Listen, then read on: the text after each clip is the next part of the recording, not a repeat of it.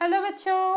Let's read this given question. So the given question says that in unit vector notation, what is the torque about the origin on a particle located at the coordinates 0, 4, -4, 3 if that torque is due to the force F1 with the components F1x is equals to 2 Newton and F1y is equals to F1z is equals to 0. तो देखिए बच्चों, question में हमें बोला गया है कि हमें टॉर्क फाइंड आउट करना है ओरिजिन के around, about the origin and the particle. तो पार्टिकल के हमें कोऑर्डिनेट्स दिए हैं जो है 0, -4, 3 और हमें बोला गया कि ये जो टॉर्क है वो किसकी वजह से, F1 फोर्स की वजह से है। अब F1 के लिए हमें कंपोनेंट्स क्या दिए है, F1x मतलब अलोंग एक्स एक्सिस वो क्या है 2 न्यूटन है, along y axis and z axis उसकी वैल्यू 0 है। तो हमें टॉर्क फाइंड आउट करना है। अब इस क्वेश्चन को सॉल्व करने के लिए हमारा की कंसेप्ट क्या रहेगा, की concept to solve this question is torque find out करना है। तो हम यहाँ पे टॉर्क का फॉर्मूला देखते हैं। तो टॉर्क इज इक्वल्स टू क्या होता है हमारा R vector cross F vector. अब आर क्या है हमारा परपेंडिकुलर डिस्टेंस और एफ क्या होता है फोर्स होता है। तो अब हमें टॉर्क जो है वो ओरिजिन और पार्टिकल जो दिया है उसके पार्टिकल के लोकेशन के जो कोऑर्डिनेट्स दिए हैं उसके अराउंड या उसके अबाउट कैलकुलेट करना है। तो एक पॉइंट हमारा हो गया ओरिजिन। तो ओरिजिन के कोऑर्डिनेट्स क्या आ जाएंगे हमारे 0, 0, 0। तो यहाँ पे आ जाएगा हमारा ओरिजिन एक पहला पॉइंट।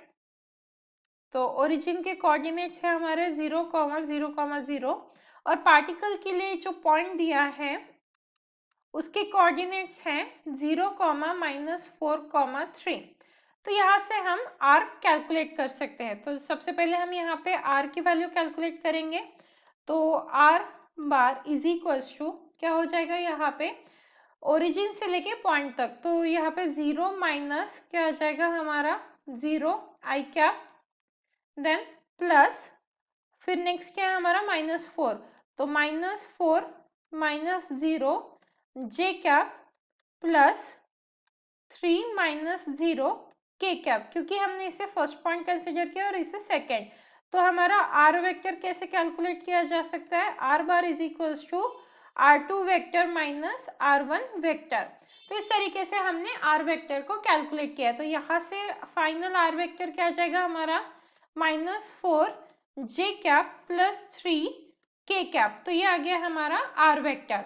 और फोर्स की अगर हम बात करें तो फोर्स के लिए जो y कंपोनेंट है और z कंपोनेंट है वो 0 है। तो इसीलिए F1 की वैल्यू क्या आ जाएगी हमारी F1 is equals to 2 I cap, क्योंकि जो F1x है मतलब अलोंग x एक्सिस ही उसकी वैल्यू है। तो अलोंग x एक्सिस शो करने के लिए यहाँ पे यूनिट वेक्टर क्या आ जाएगा आई कैप। तो ये आ गया हमारे पास r वेक्टर और f वेक्टर। अब हम टॉर्क का फॉर्मूला यूज कर सकते हैं। तो इस क्रॉस प्रोडक्ट को सॉल्व करने के लिए हमें डिटर्मिनेंट की हेल्प लेनी होगी। तो यहाँ पे हम डिटर्मिनेंट क्रिएट कर लेते हैं आई कैप, जे कैप, के कैप। फिर क्या आ जाएगा हमारा, सबसे पहले फॉर्मूला में आर वेक्टर है तो आर वेक्टर के जो कोएफिशिएंट्स है कंपोनेंट्स हैं वो लिख लेते हैं हम।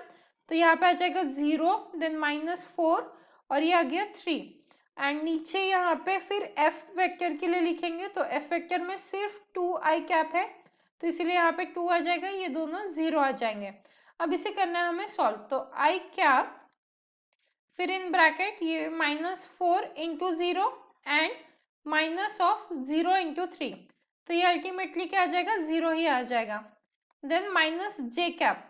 फिर अब जे कैप के लिए हमें सॉल्व करना है। तो जे कैप के लिए कौन से दो जो हमारे कॉलम है इनका क्रॉस प्रोडक्ट करेंगे हम, एक हो जाएगा आई कैप और एक के कैप। जे कैप के लिए कैलकुलेट कर रहे हैं तो जे कैप का कॉलम हमें निग्लेक्ट करना होता है।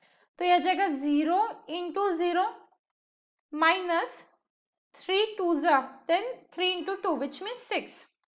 तो यहाँ पे आ गया हमारा 0 -6 प्लस के कैप। अब के कैप के लिए कैलकुलेट कर रहे हैं तो के वाला कॉलम हम नेग्लेक्ट करेंगे। तो ये 0 इंटू 0 और -4 इंटू 2 आ जाएगा।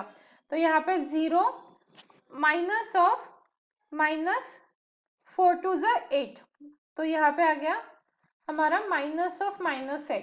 तो इसे हम सिंपल फॉर्म में लिख लेते हैं। आई कैप का कोएफिशिएंट तो 0 है देन जे कैप के लिए हमें क्या मिल रहा है, माइनस एंड माइनस, तो ये हो जाएगा प्लस, तो हमें मिलेगा 6 जे कैप, और यहाँ पे आ जाएगा प्लस 8 के कैप। तो ये किसकी वैल्यू आई हमारे पास, टॉर्क की वैल्यू आई जो हमें क्वेश्चन में पूछा था।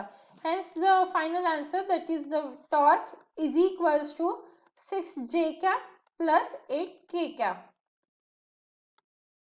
This is the final answer of the given question.